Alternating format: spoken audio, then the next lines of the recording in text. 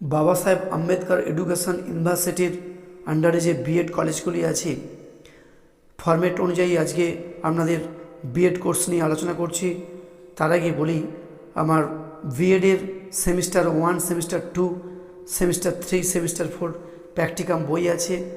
সেই প্র্যাকটিকাম বইগুলি আপনারা অবশ্যই কলেজটির থেকে পেয়ে যাবেন। তার সঙ্গে বলি, আপনারা অনেকেই ভিডিওর পিডিএফ নিতে চান, তাদের ক্ষেত্রে বলি, এই ভিডিওটির পিডিএফ ফাইল ডেসক্রিপশান বক্সে দেওয়া রয়েছে। পিডিএফ ফাইলটির পাসওয়ার্ড ভিডিওর মধ্যে রয়েছে, আপনারা ভিডিওটি দেখুন। বিএডের আজ একটি লার্নিং ডিজাইন নিয়ে আলোচনা করছি। বিষয় শিক্ষাবিজ্ঞান। ইউনিভার্সিটির ফরম্যাট অনুযায়ী থাকছে বাঁদিকে স্কুলের নাম, শ্রেণী, একাদশ, সময়, তারিখ, শিক্ষক ও শিক্ষিকার নাম। ডান দিকে থাকছে বিষয় শিক্ষাবিজ্ঞান, একক, আধুনিক ভারতীয় শিক্ষায় ভারতীয় শিক্ষাবিদদের অবদান, উপ একক রামমোহন রায়, ঈশ্বরচন্দ্র বিদ্যাসাগর, রবীন্দ্রনাথ ঠাকুর, স্বামী বিবেকানন্দ, মোহনদাস করমচাঁদ গান্ধী। আজকের পাঠ হিসেবে স্বামী বিবেকানন্দ। শিক্ষণের লক্ষ্য স্মরণ করা।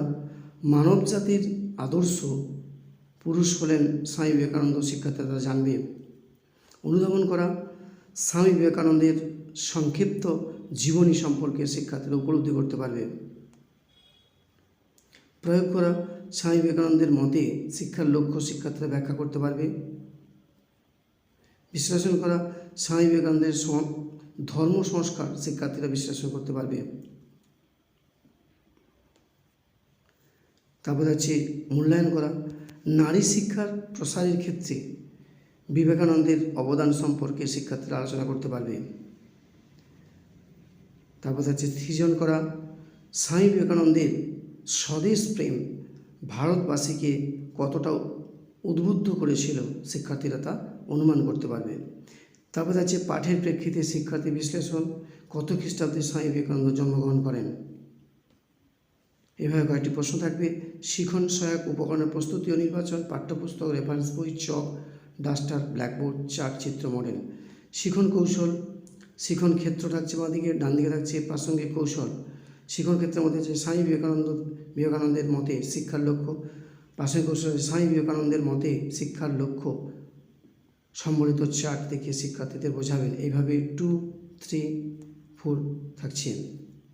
তারপরে শেষে থাকছে মূল্যায়নের নকশা, যেটাকে বলছি কাজের পাতা। শূন্যস্থান পূরণ করো, যেমন স্বামী বিবেকানন্দের পিতার নাম ছিল ড্যাশ। তারপরে থাকছে একটি বাক্যে উত্তর দাও, যেমন স্বামী বিবেকানন্দের মতে শিক্ষার লক্ষ্য কী। শেষে থাকছে দুর্বলতা নির্ণয়।